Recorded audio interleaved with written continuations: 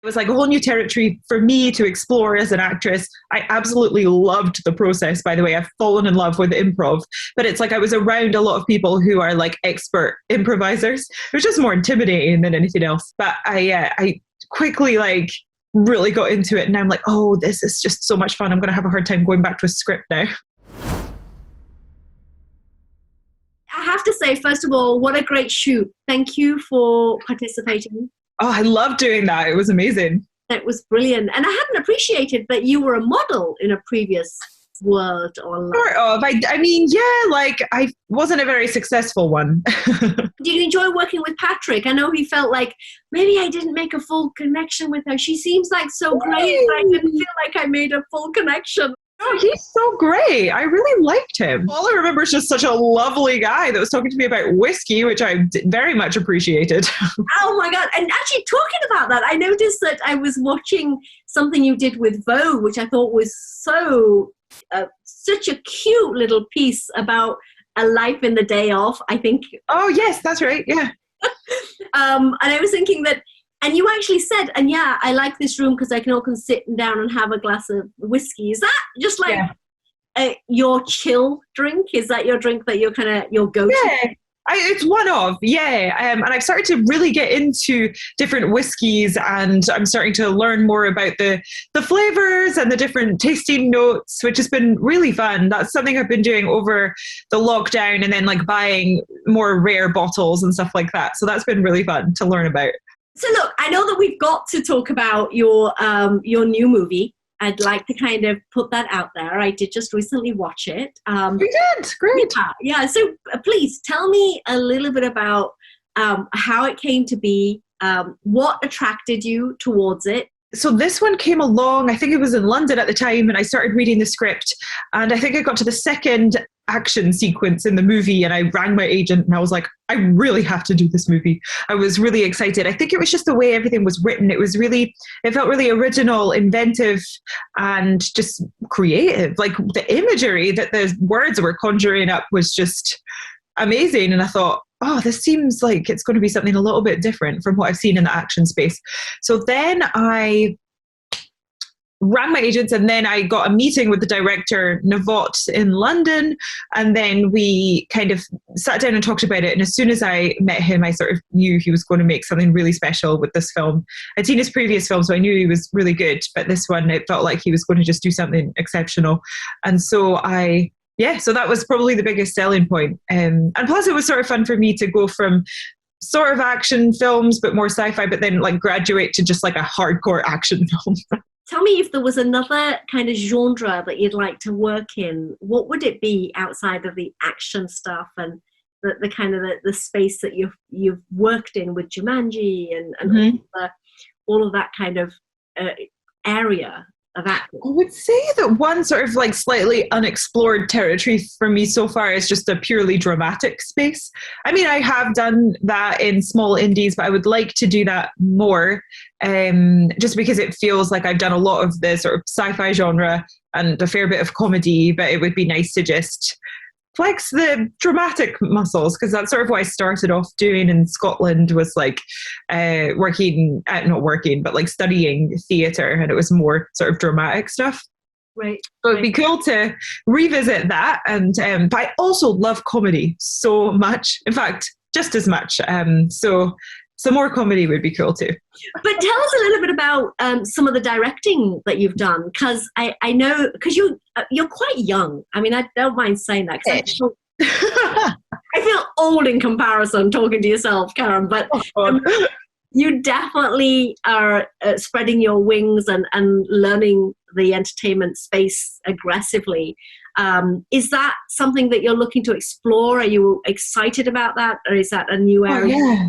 Gosh, I'm really, really excited about directing. I fell in love with it. I mean, I fell in love with it when I was a child. So back in Scotland, my parents gave me a video camera, and I would just make all of these horror films. Growing up in my house, I would like cast my parents in roles and my friends. Everyone was getting murdered. We had good relationships, don't worry. It wasn't some symbolic thing. But it was hard because I didn't have any editing tools. Right. So what I had to do was hit record, shoot the scene, and then hit pause and then shoot the next scene. And if anything went wrong, I had to go to the very beginning. So when I was making my own movie with professional cameramen and editing tools, I was like, this is easy. Wow. Like it wasn't as hard, actually, in a funny way. And I really, really loved it. I fell in love with it.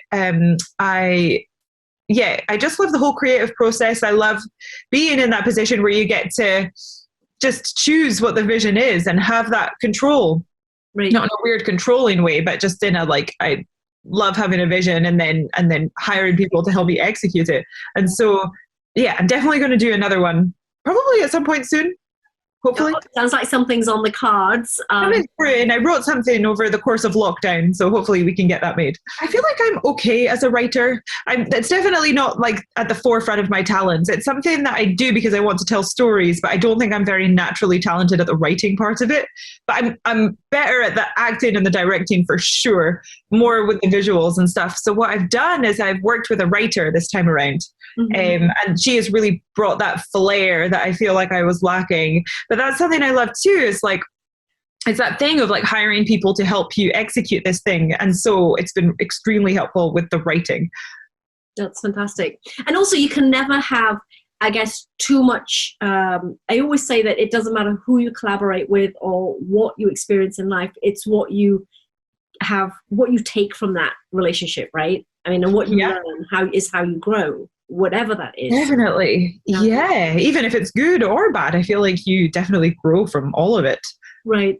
Now, obviously, and I have to talk about Doctor Who, because I know that everybody that knows you is a junkie for Doctor Who. And I am myself. I grew up with Doctor Who when we were kids. Never say never. I had the best time ever on that show. I mean, it was my first big break, and I couldn't believe that it had happened to me. And I was working with two people that, were two of my best friends, the two other actors in it.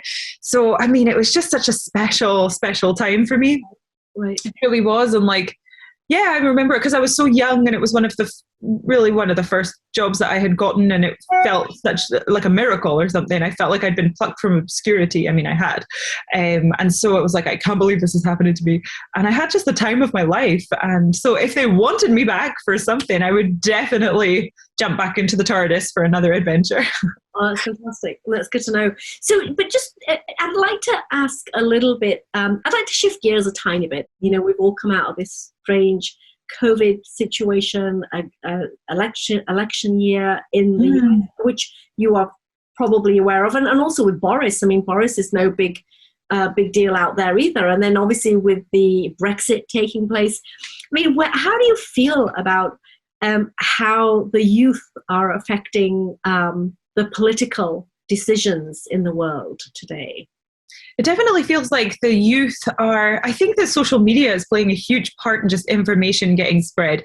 And that's a lot of good is coming from that, because I think just awareness is happening more and more because people are able to connect with each other more easily.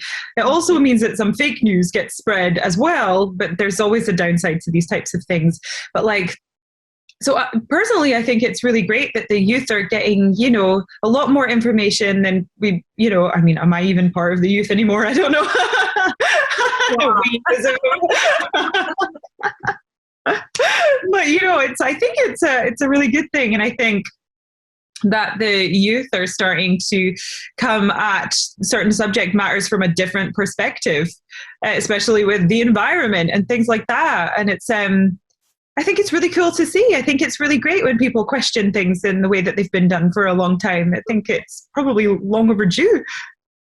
But do you find that daunting for yourself too, though? I mean, because you get into a space where people are not allowed to make mistakes. If you're in the public eye and you make a mistake, I mean, it can almost suffocate you with the energy and the backlash that can happen from these things. Yeah. I mean, we definitely live in a day and age of cancel culture, right. And yeah, it's. I think it's terrifying for anybody in the public eye because it just feels like it's very sudden, right? And I mean.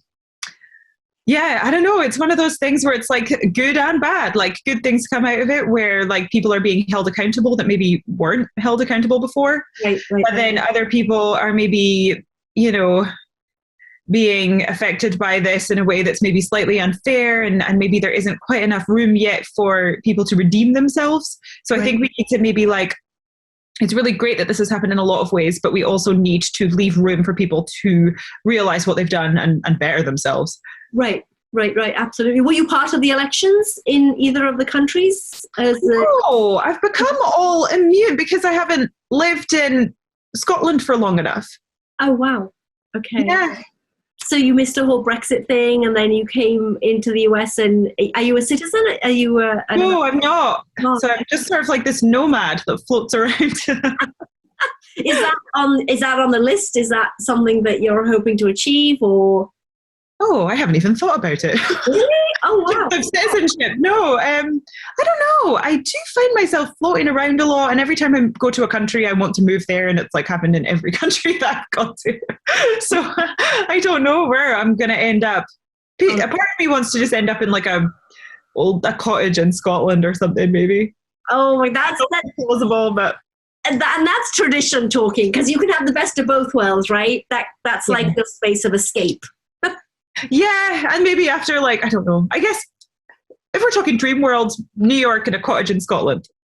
Hello, this is Karen Gillian. Thank you so much for having me. I love your magazine, and you can follow the Instagram New York Moves to follow my story, and I had the best time ever on my shoot. So thank you so much.